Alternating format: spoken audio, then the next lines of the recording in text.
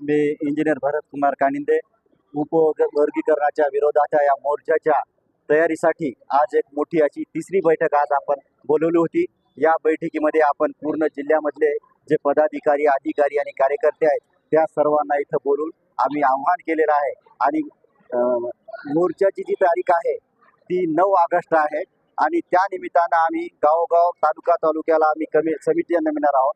त्या समितीच्या माध्यमातून आम्ही खेड्यापाड्यापर्यंत पोहोचणार आहोत आणि आम्ही सर्व आपल्या आंबेडकरी जनतेला आणि जे 59 जाती आहेत त्याच्यामधल्या सुद्धा ज्या जाती आहेत आंबेडकरवादी जाती आहेत त्या सर्व जातींना सुद्धा आम्ही सोबत घेणार आहोत। आजच्या बैठकीला तुम्ही बघितलंच असेल की पूर्ण 59 जातीचे प्रतिनिधी आजच्या या बैठकीला हजर होते आणि त्यांनी गवाही सुद्धा दिलेली आहे की आम्ही या मोर्चामध्ये मोठ्या संख्येने उपस्थित राहणार आहोत आणि तुमच्या माध्यमातून आम्ही सर्व आंबेडकरवादी जनतेला अशी विनंती करतो की 9 तारखेला 9 ऑगस्टला तुम्ही सर्व तुमच्या बायका पोरासहित लेकरासहित सर्वासहित तुम्ही या मोर्चामध्ये सहभाग नोंदवायचा आहे। आणि या तुमच्या माध्यमातून मी अशी एक आपल्या सर्वांना विनंती करतो की आपला मोर्चा हा मातंगाच्या विरुद्ध नाही, हे एक शासनाचं षडयंत्र आहे।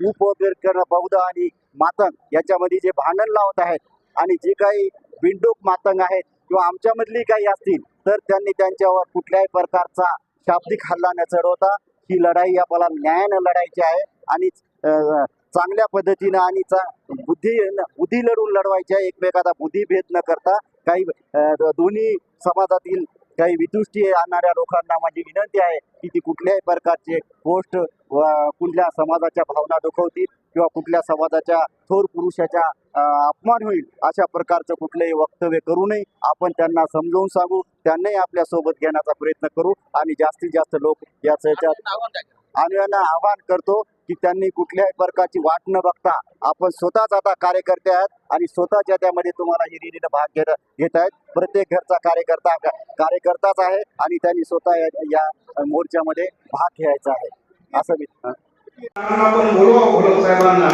आणि आम्ही पूर्ण ताकदीने आम्ही तुमच्या सोबत आहोत। कधी काही सांगा 100% हा मोर्चा लातूर सारखा महामोर्चा होईल।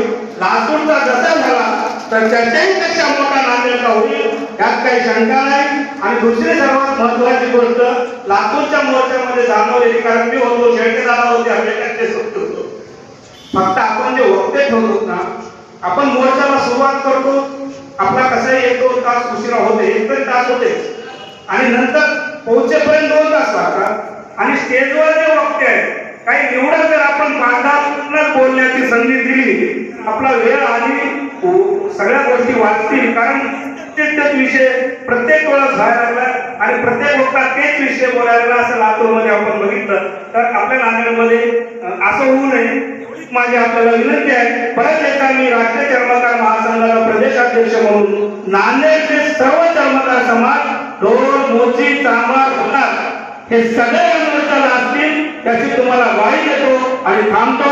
जय हिंद, जय महाराष्ट्र, जय